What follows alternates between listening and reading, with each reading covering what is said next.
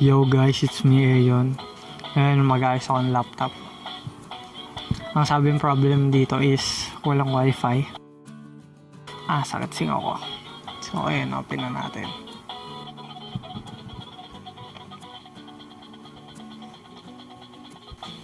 So ayun, after mag-boot, titingnan na natin. Installing ko yung mouse eh. Yun, okay na. So bali ayun, nakita nyo, walang wifi.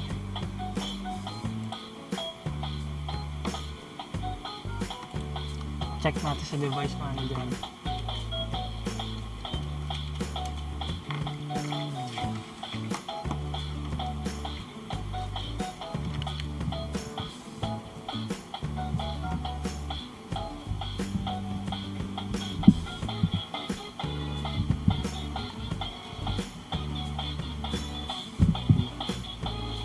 Ngayon, kung nakikita nyo,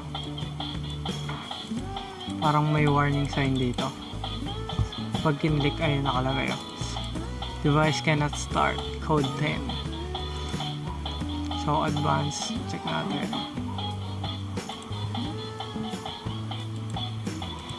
Details. This device isn't using any resources because it has problems. So check natin drivers.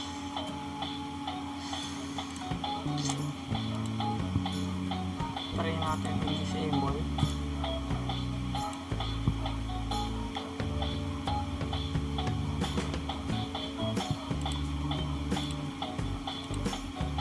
So bali wala pa rin.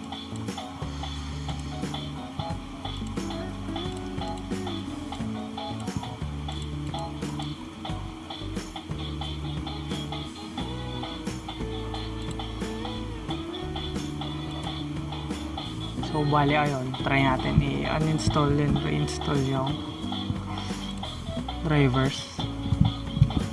Pag pinipindot naman yung FN pati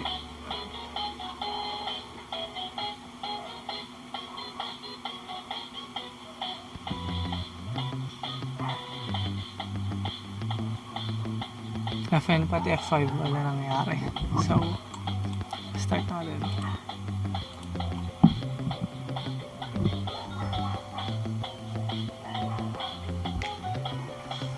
So bali ayun, kakatapos lang mag-restart.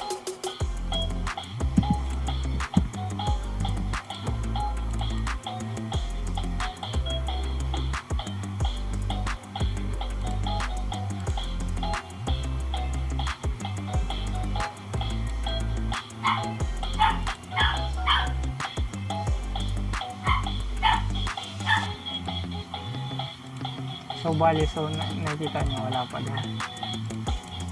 Check ulit sa device manager.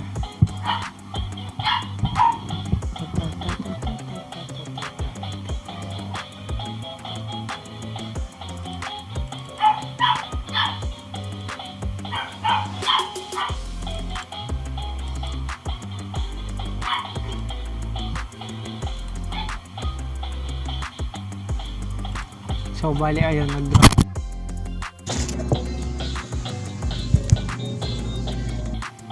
So bali ang gagawin, meron akong flash drive dito, naka-install yung drivers ng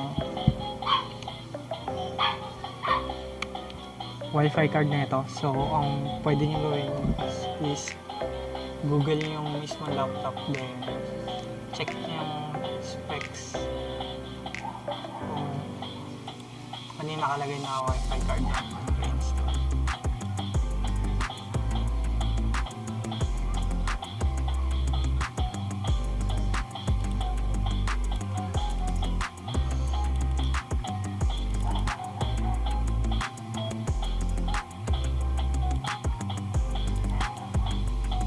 And may malware tong computer na to.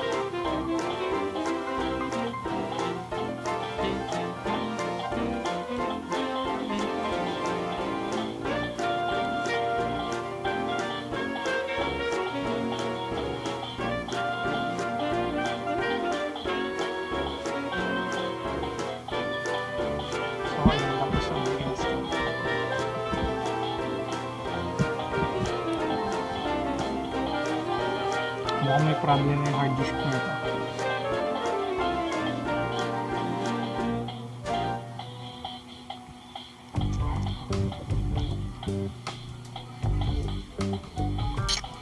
So bali hindi nakaayos yung bias nito na kapag may nakasaksak na flash drive. Diyan siya nagsiselect boot. So ayusin ko yun.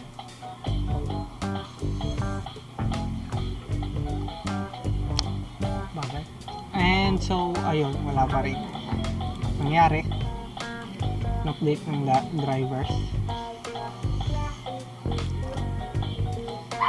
Ano, hindi siya detected sa tether connection.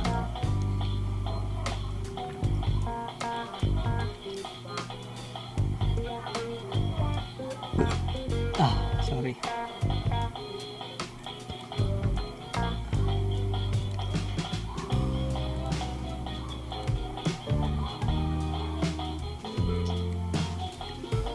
Check ulit nasa device natin dyan.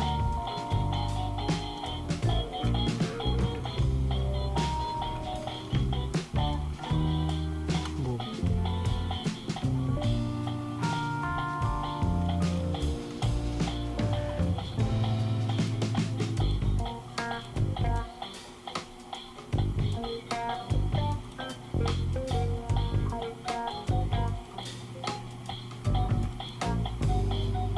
So, bali ito yung lumabas sa may troubleshoot.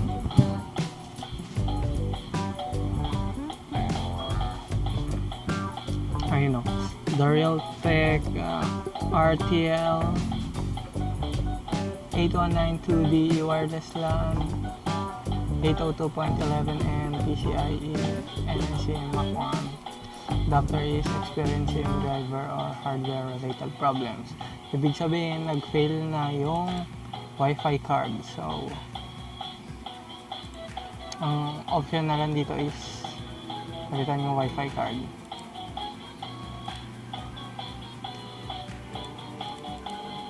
Ayaw niya talaga, wala siyang pag-asa.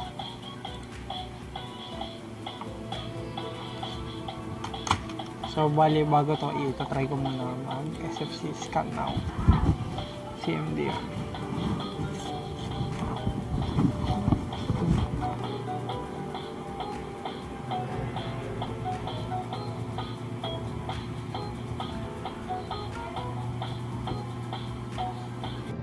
Naman siyang problema sa OS. So bali ang main problem is wifi card. So bubuksan natin to, papalitan yung wifi card, then goods na.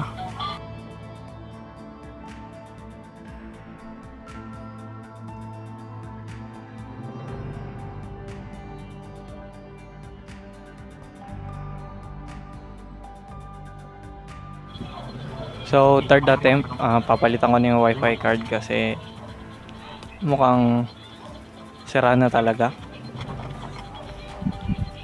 First step is alisin yung battery. Then kuha kayo ng screw. Alisin nyo yung screw sa may backplate. Bali depende sa model ng laptop nyo kung paano aalisin yung backplate. Yung iba kasi torque screw gamit, pero ito screw lang naman. Tapos pag naano mo, andun na lahat ng wifi card, RAM, pati hard drive. Ito, boot ito na natatanggal yung CPU cooler. So pwede mo siya agad palitan ng thermal paste. Tapos ayun, papalitan ko ng wifi card. Ang ipapalit ko is Ralink, basta Ralink na wifi card. Ang yung luma dito, Broadcom ata. Ayun o. Make sure pala na para sila ng pin out kasi minsan magkaiba yon, tulad na itong nakalagay, pero compatible naman siya. Kaso minsan yung iba hindi siya compatible. So double check.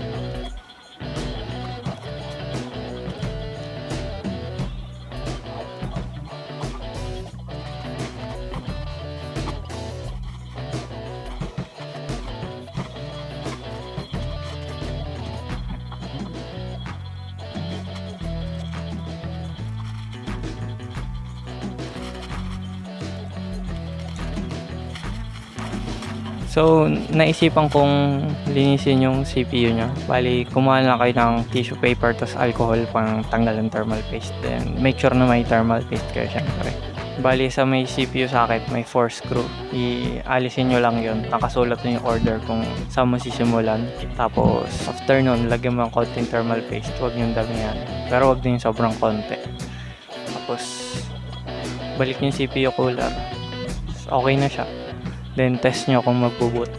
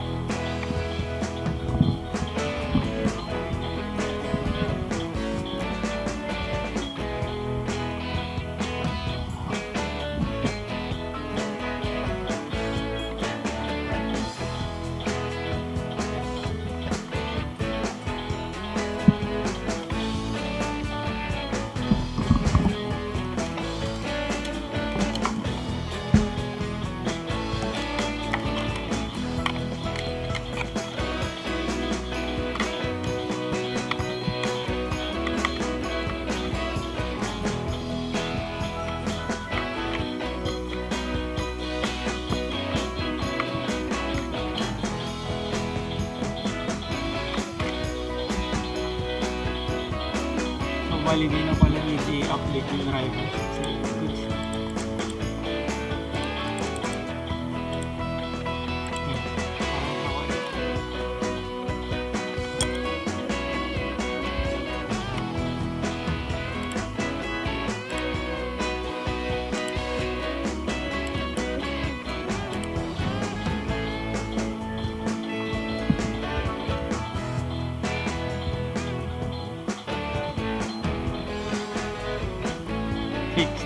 Thanks